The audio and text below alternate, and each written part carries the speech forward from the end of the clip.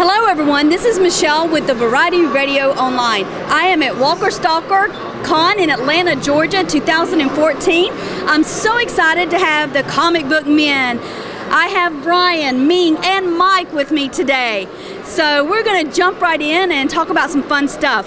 So first of all, I have to ask Mike and Brian, why you guys pick on Ming so much? Just for the heck of it? Ratings. We're going for ratings. I love it. I mean, poor me. I mean, you kind of take the brunt of everything. I do. But you know, if any ladies out there want to come console me, I'm always here for a little sympathy. Yeah, it's a rough life. But how does it feel? You guys have probably, I mean, you've been in the comic book world forever. Now doing this show, how has it changed how you see things and how you feel about things? It's changed. I think it's changed how I see things, and I can see a lot less because you can't really walk around. People keep asking you for a picture and stuff, so it makes it more difficult to walk around on the floor, I think. You're not a commoner anymore. What's that? You're not a commoner anymore.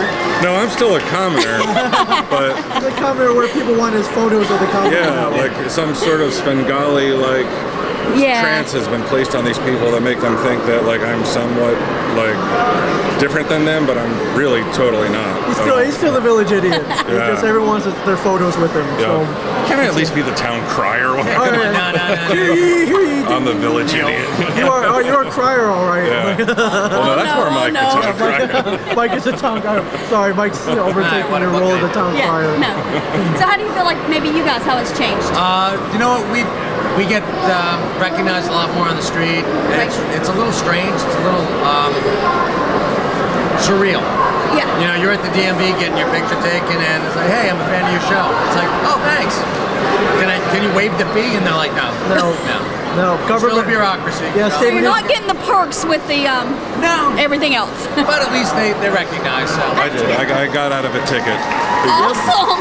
Because the cop recognized me. Yeah. Yeah, me not so much. But the best thing to come out of it, we get invited to stuff like this. That's cool. You know. Okay, so I have to ask, and I know it's going to be.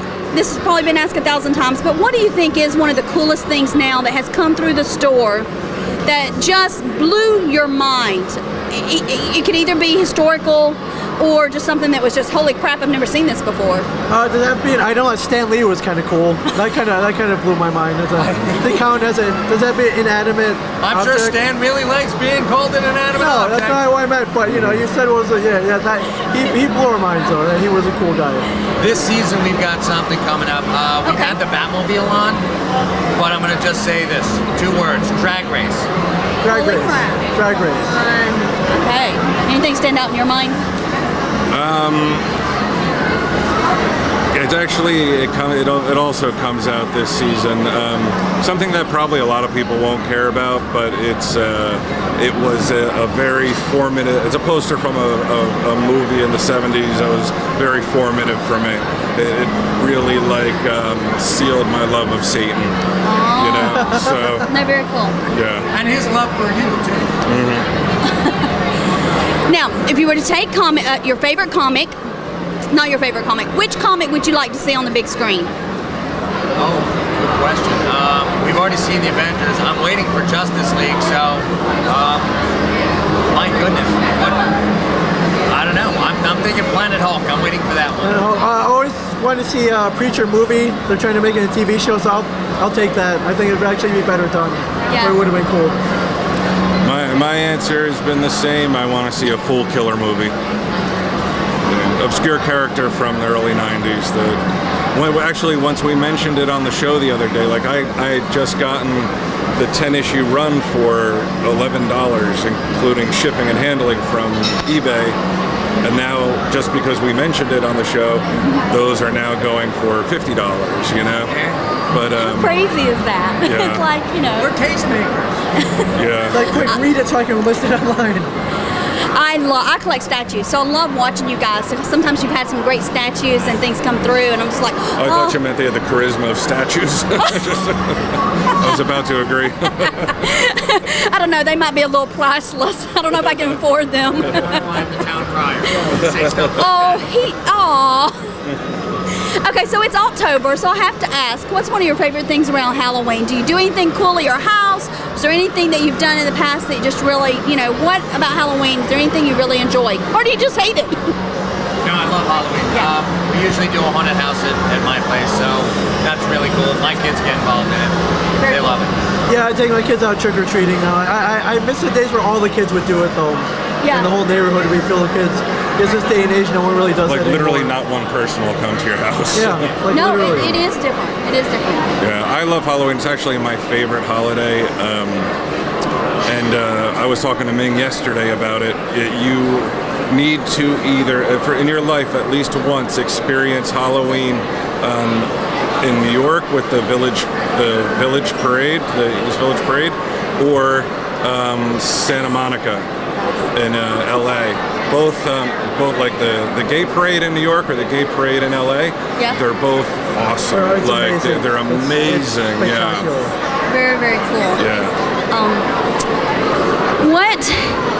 When you think about comics, and obviously this day and age, it's changed to digital a lot. I mean, I've read comics all my life, and I now have to say I read them on my Kindle some. So how do you think the digital age is really going to affect the future of our comic book world? I think it's going to make it a lot more accessible to another audience, a whole different segment of the world who never went to a comic book store. I think that's a plus, but I don't think it's ever going to affect the people who are the collectors, the people who want the tangible. They'll always do print runs. Even if it goes down, it's just going to affect the collectability a little bit later on. Right. Okay. Make the back issue market more. I love that your question is basically like, so now that digital is seriously affecting your job security, Yeah, like, how do you feel? how do you feel about potentially being unemployed? I don't know. The store has the other collectors behind. I mean, you got your statues, your swords, your toys. But I mean, comic book has been obviously a big deal of your life, and I hope it doesn't affect your livelihood. To be honest. Even I, who I'm not really a collector, I like the physical media. I like to own a book, Right. rather than look at it on an iPad. I think also you're going to have certain people who collect certain things. Like I do Wonder Woman, so I'm going to collect. I don't care if I can't afford it. I'm going to get collect certain things of Wonder Woman. So you're going to have those people who may not follow a bunch of comic books and read them anymore, but they may collect certain items that's going to still pull that in. I think. Yeah. So thank you guys so much for your time today. I hope you're having fun. We are. Thank you. All right. Thank you so much. Thanks, Michelle. Nice to meet you.